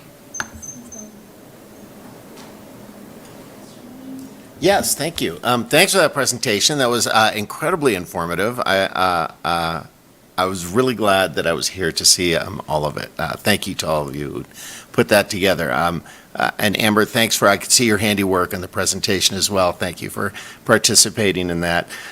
Kat, the food services program that you have going in our district is unbelievable. When I watched your presentation, I really had no idea that all of that was involved.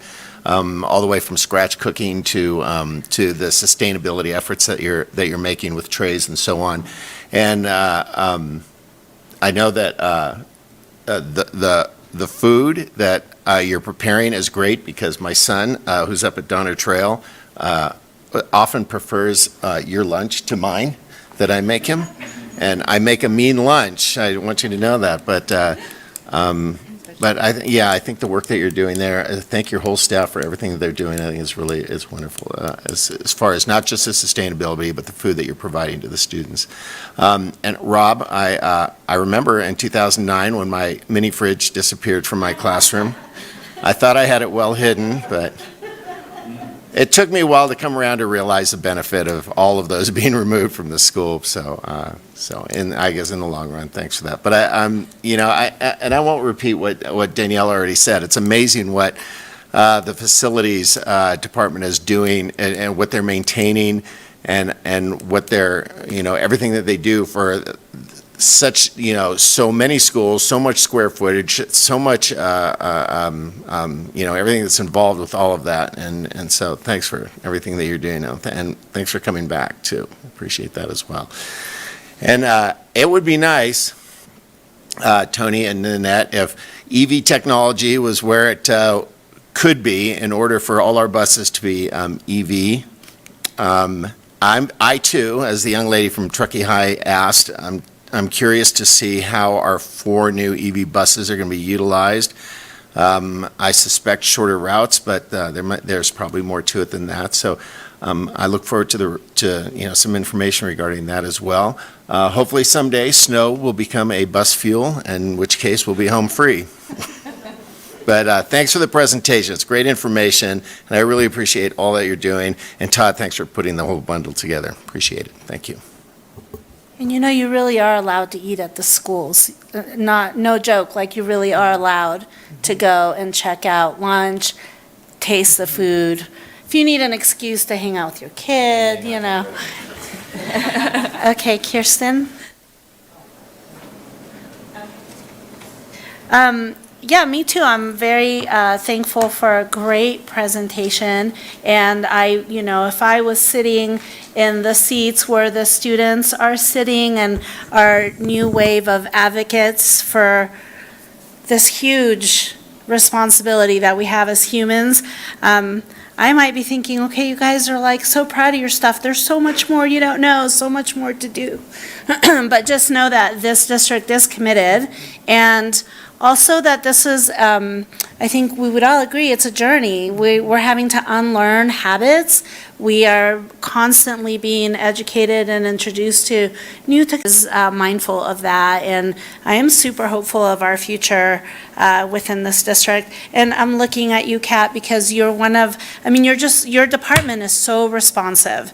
You're constantly seeking feedback. In the 6 whatever years I've been here, I've had lunch at almost every school, and whenever there's a comment, I know you address it. When students email you, I know that your department addresses it. So thank you too, Rami, because you're sitting here. But all departments that presented tonight, I'm just super proud of this district, super hopeful, and just like our teachers do our students, I know that you will continue to educate the board and give us the information that we need to make, revisions to our policies, and I have no doubt in that.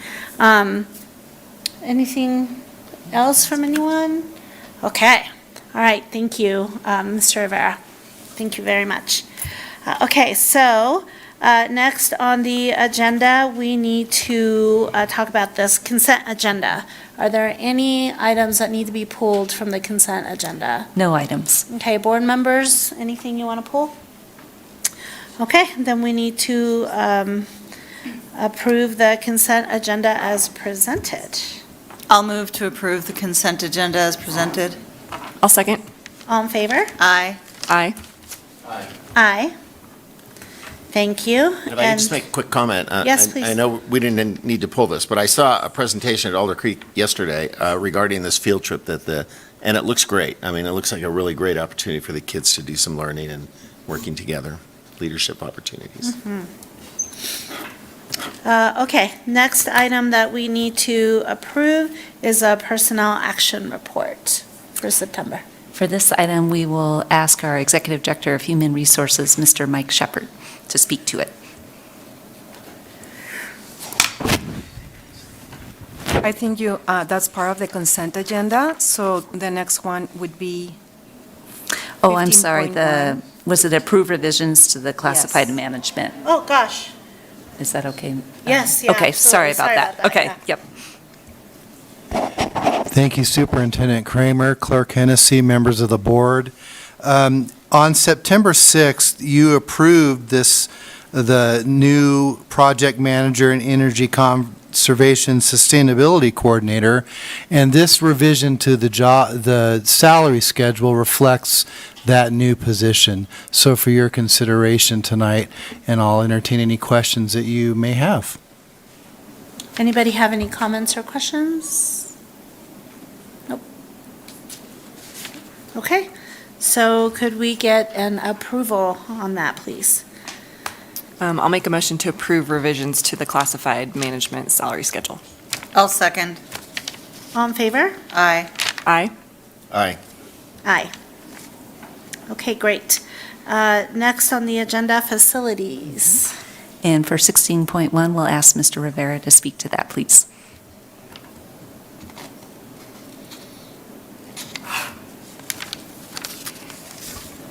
Thank you. So this is related to our North Tahoe Middle and High School improvements that we're doing right now. In addition to doing the ADA elevator lifts and renovations to the cafeteria and the exterior of the building, and also to the stadium out there, which will happen next summer.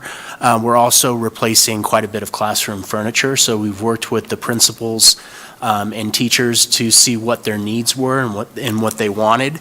So that this is a contract to purchase the furniture that was decided upon, approximately $550,250, and that is being purchased through Add Some Class, which is the vendor we're working with.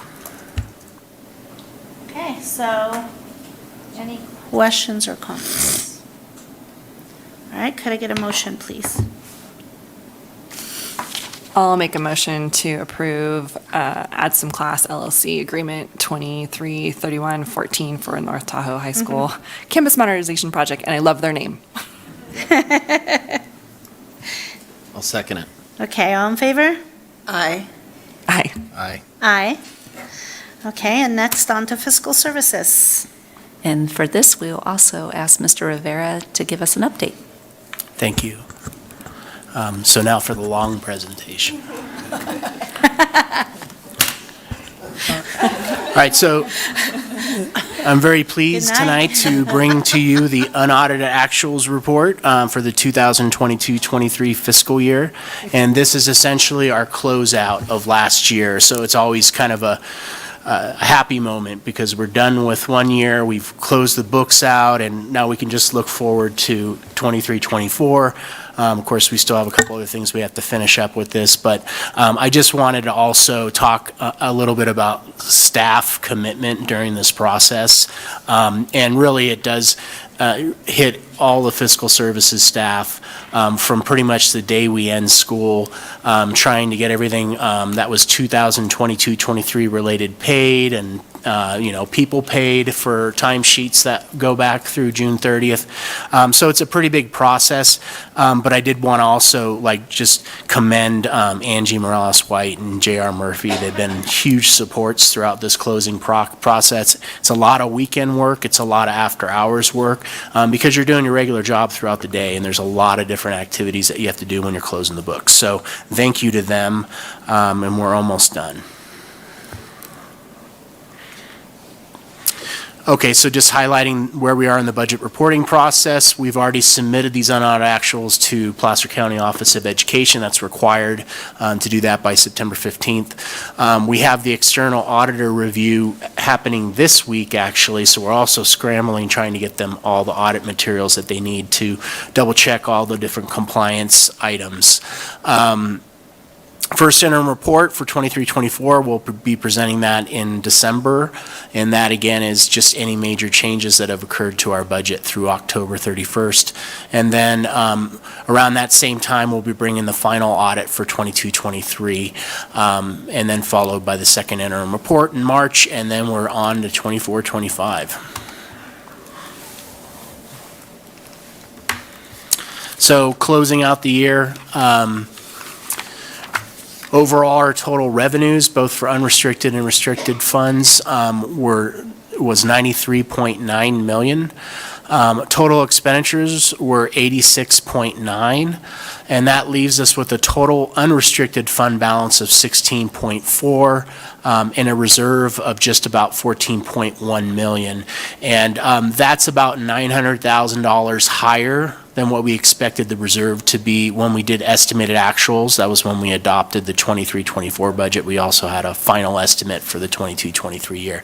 And the reason why there's an asterisk on that is because after reviewing again the narrative, I discovered that there was an error, a misprint in there. I think it said the RU only increased by 300 and something thousand, but it's really 900. So. And then looking at year over year, our reserve has increased by about $900,000 since 21-22 when we closed the books then.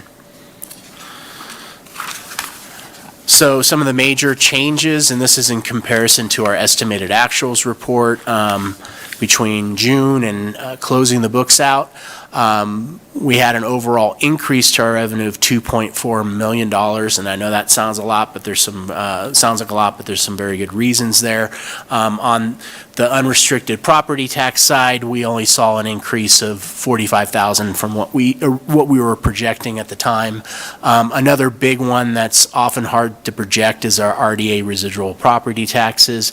That kind of, we end up getting what we get, and we're never sure what that last installment's going to be, but we had a nice increase there, $335,000. We did see an increase for our lottery estimates as they approached the fourth quarter for lottery distribution.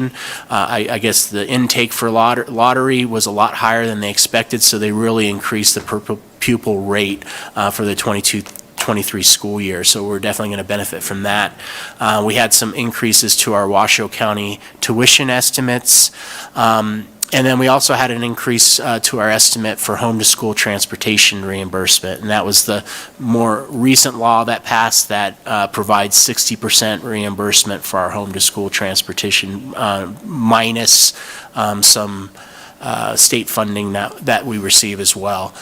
So all the things highlighted in green, those are all things that are contributing really to our unrestricted general fund balance increase, that a big portion of that $900,000 that I talked about earlier.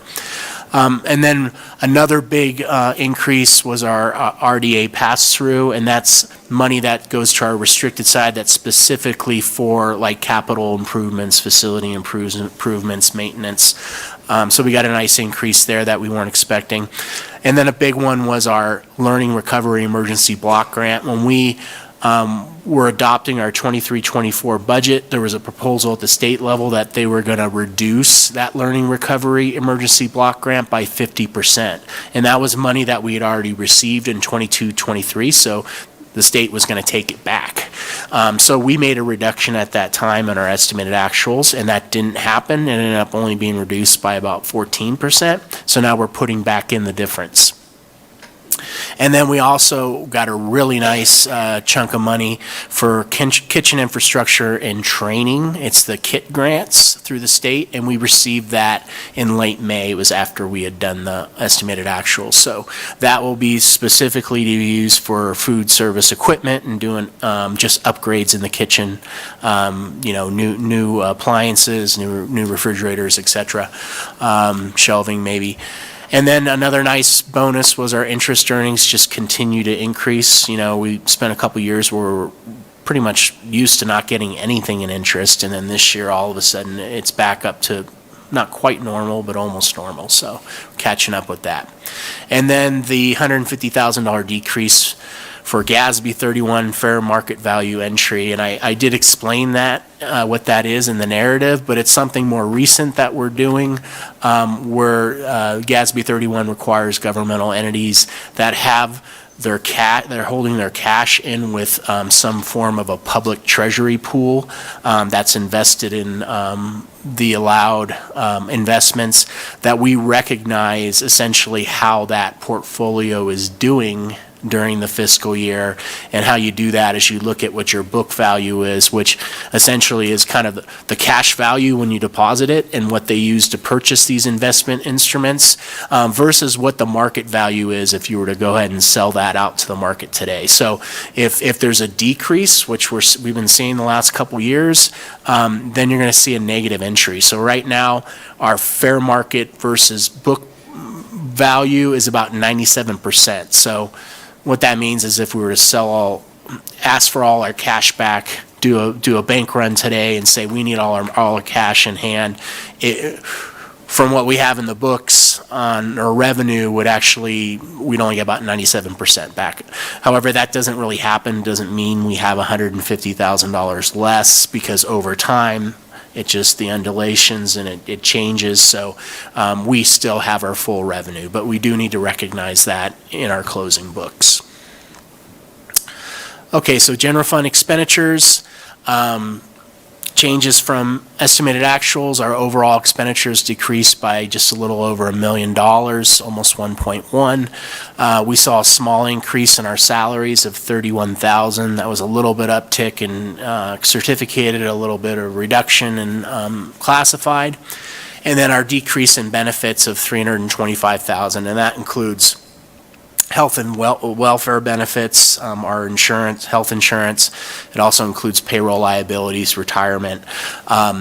51,000 of that was because last year we were told we were going to have to make a one-time payment to STRS of $51,000. So we booked it as a payable. That never materialized. So now we kind of cancel that out this year, and it puts it basically reduces $51,000 in STRS expenses for the year. And then the remaining of that is just mostly payroll taxes, liabilities, like I said, health and welfare benefits, and it's kind of a big chunk. So I'm guessing that, when we did all those reductions for vacancies and everything and estimated actuals, that maybe we didn't completely capture all of the associated payroll taxes, but we're going to look a little deeper into that. Materials and supplies decreased by $780,000. A big piece of that is just unspent donations that we've received that will carry over to the next year. There's some allocations that we had to sites that they didn't spend all their money. They spent most of it, though. And then we had $118,000 decrease in Title I expenses, and that was kind of carryover that we're holding in a materials and supply account that we didn't expend. That money doesn't go away. We just can't recognize that revenue because we haven't spent it yet, so that'll get carried forward into 23-24. And then we had a decrease in instructional materials adoption. We expected to spend a little bit more with our math adoption that we're going through right now, so we didn't realize all that yet because we're still going through a pilot program. So we'll probably see that next year. And then, of course, there's always accounting transfers of things moving from one category to another. On the services and operating side, we saw an increase of $342,000. $115,000 increase in utilities. That's continuing to escalate. We're having rate increases, and also we just had a winter that really used a lot of electricity and gas. So that's a big piece of it, but those are things that hopefully we can tackle and address moving forward when we get that energy conservation manager. Looking at arts, music, instructional block grant, we had expectations to spend on, most of that in the materials and supplies category. However, some of those instructional materials are a license, an online license, so that goes in a different category. So that's really what that increase is about, moving from the 4,000 material and supplies to services and operating. Little bit, $100,000 decrease in expanded learning opportunities program. We still have, with the budget that just passed, we still have another year to spend that, so we're not too concerned. And then small decreases in capital outlay. We did have a decrease in other outgo of $145,000, and that's actually our Washoe tuition payment that we make to them for our students attending Washoe County. And what happened, like I said, when we close the books, we try to estimate what our tuition payment's going to be to them based on the prior year assumptions. And what happened in this case is we had last year what we booked came in a lot lower than we booked. So there's kind of like a credit from last year. And then our commitment this year, what we estimated this year in the budget, reduced as well, similarly. So that decreased our outgo by over $100,000. And then very small food service contribution of only $72,000. So I'm pretty happy about that, pretty proud of that.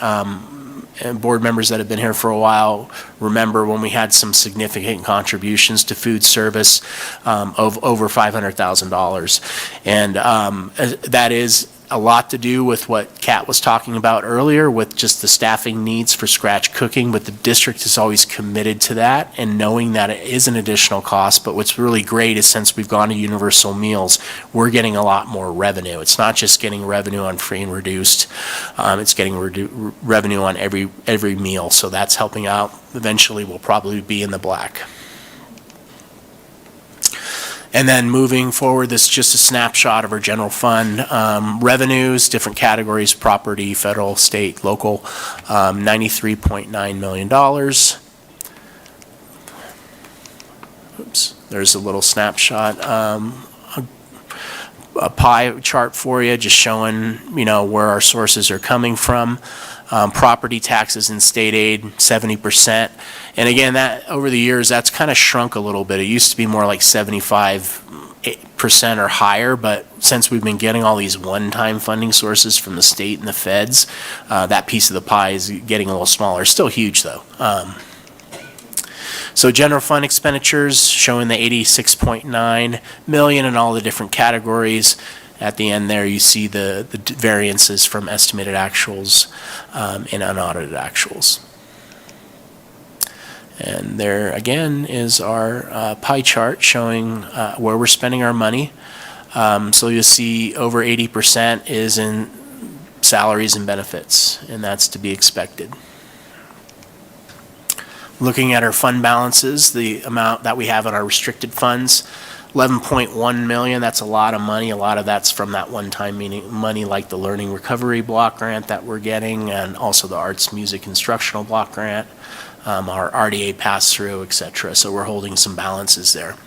And then on the unrestricted side, our reserve for economic uncertainty is $14.1 million, which equates to about 16.26% of our overall general fund, and our board policy, as a reminder, is to maintain between 10 and 16% at least. And then looking forward, when we report to the board next, it'll be our first interim report. And some of the major changes that I see, there's probably going to be some more that we discover and realize over here, but a big one is on the revenue side. Our property tax estimates at the time of budget, based on information from the assessors, we budgeted about a 5.27% increase. Our assessed valuations actually came in on the 23-24 rolls at 7.5%. So what that calculates to is about another $1.5 million that we'll have as unrestricted revenue. Our home-to-school transportation reimbursement, now that we got kind of the gist of how that calculation works, we'll probably be making some adjustments to that, because I think what we have in the budget will actually get a little bit higher. And then one thing that we really do need to address and capture is any additional staffing and operational costs that were not included in the budget. We have hired additional teachers, additional instructional assistants that originally weren't planned. So there will be a nice significant cost probably associated with that. And then just some adjustments to some of the one-time money now that we know what the reductions are going to be. And is there any questions? Is there a reimbursement for the food service program, since it's free now? Or free for the kids? Yeah, so there's still the standard federal school nutrition program, and what that gives us reimbursement on is free and reduced meals. So it's still important that we get applications for those things, and also that makes students eligible for a lot of other services that are associated with those income requirements. So we have the federal school nutrition program. The state is committed to paying for every meal. So how it works is the state used to have an amount, a very small amount that they used to pay us for free and reduced meals, and then paid meals as well. And now what's happening is they're covering the difference. So whatever the federal and the old state value was for reimbursements, they're covering the difference, so that we're being funded at the full free federal meal rate. So if the federal meal rate was $4.25 and you have someone that doesn't qualify for free and reduced, then they'll cover that $4.25. So it's a huge cost to the state, a huge commitment, and we have increased our volume by over probably 45% just in meals. So. Okay, any other questions? All right, we are at the final agenda item of board comments.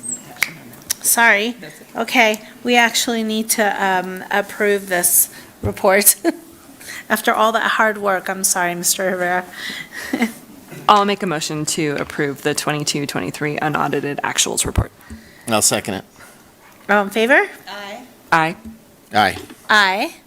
Thank you, and thank you to your team, of course. Thanks for keeping us in the green. Yep, always. Yeah, just, okay. Any board comments to wrap up the evening? Nothing over here. Anyone? I do want to say real quickly, I was at the Placer County Leadership Breakfast on Monday, and they did a presentation on one of the programs, which was an infant, sort of an intervention program for infants that were developmentally disabled is not the right word, but, and it was really actually kind of impressive, almost tear-jerking really, to see this sort of dedication that that particular program has in helping parents whose children are born, some blind, some deaf, some with other disabilities. And, these poor parents, when their kids are born like that, were just in, we saw some interviews, were just in a state of panic. They didn't know what to do. And this particular program gets, I don't know how they get the information regarding these births right away, and they're there immediately, either on the phone or actually there in person to assist the parents through this and into the future as well. So that was the big takeaway from that. I was really, I had no idea that Placer County was doing that.